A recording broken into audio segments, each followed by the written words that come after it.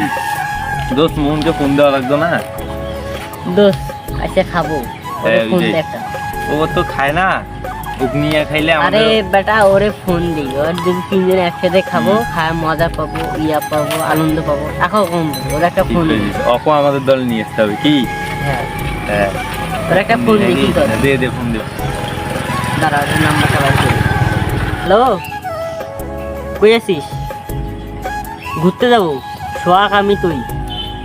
তাড়াতাড়ি আয় আরে বেটা আয় আগে তারপরে কই দুষ্ট হয়ে যাবো তাড়াতাড়ি আয় হ্যালো হ্যাঁ